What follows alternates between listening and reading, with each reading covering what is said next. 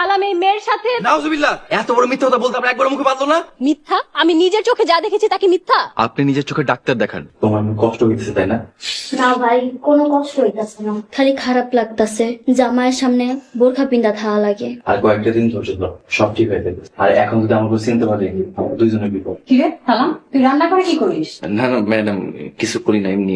ছি ছি ছি, তোরে না আমি ভালো মানুষ মনে করেছিলাম, আর তুই ছি। নাউজুবিল্লাহ ম্যাডাম, আপনি এসব কি কইতেছেন? কি বলতেছি তাই না? আয় আমার সাথে, তুই বারবার অপরাধ করে ছাড় পাইছিস, আজকে আর তোর কোনো ছাড় নেই। আমার একটা বিচার করতেই হবে। বিচার? কিসের বিচার? আজকে আমি নিজ চোখে এই সালামকে দেখেছি। সালাম এই মেয়ের সাথে। নাউজুবিল্লাহ, এত বড় মিথ্যা কথা বলতে আপনার একবার মুখে পারলো না? মিথ্যা? আমি নিজের চোখে যা দেখেছি তাকে মিথ্যা?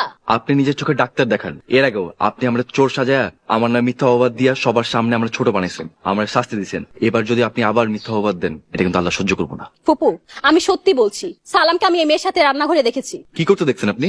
গোপনে কথা বলতে দেখেছি। কথা কওয়া কি অপরাধ? আমি ওরে ধর্মের বোন বানাইছি, ও আমার ভাই বানাইছে। আর ভাইয়ের যদি বোনের সাথে কথা বলা অপরাধ হয়, তাহলে আমি অপরাধী। ভাই বোন?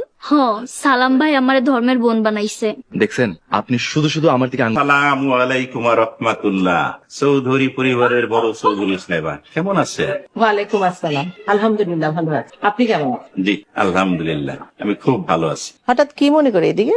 না, কিছু মনে কইরা না, এদিক থেকে যাইতে লইছিলাম, তা ভাবলাম যে চৌধুরী সাহেবার সাথে একটু দেখা কইরা যায়। শুনছিলাম পোলা বিয়া করাইবে, তারপর আর কোনো খবর নাই। ব্যাপার কি, পোলা বিয়া করাইবেন না?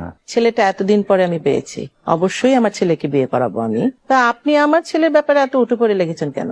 দেখো মরজালা, আমি এবার লাগলাম কই, ভাবলাম যে আপনার পোলারে বিয়ে করাইলে গ্রামে বড় সড়ো করে একটা অনুষ্ঠান হইব, আমিও দাওয়াত পামু, আরে গরম গরম 2 টুকরা গরুর গোস্ত খামু মজা কইরা, এই আর কি। গরুর গোস্ত খেতে চান?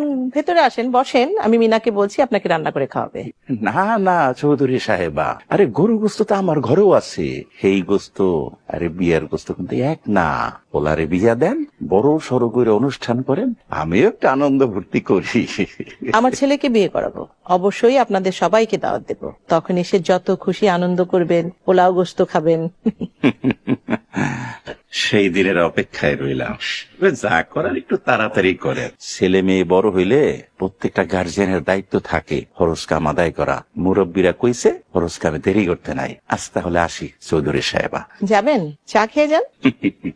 আজ না হয় নাই খেলাম, আরেকদিন সময় করে এসে খেয়ে যাব।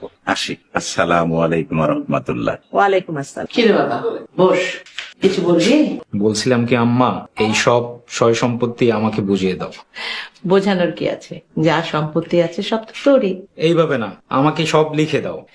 লিখতে হবে কেন? তোর সম্পত্তি তুই পাবি। আমি এত কিছু জানি না, আমার সব সম্পত্তি আমার নামে দলিল করে দাও। আরে পাগল, দলিল করতে হবে কেন? সব সম্পত্তি তোর, তুই আমার একটা মাত্র ছেলে। আমি বলছি না সব সম্পত্তি আমার নামে লিখে দিতে? ঠিক আছে, তুই আমার একটা ছেলে, তুই যা বলবি তাই হবে। আম্মা, আমি তোমাকে অনেক ভালোবাসি।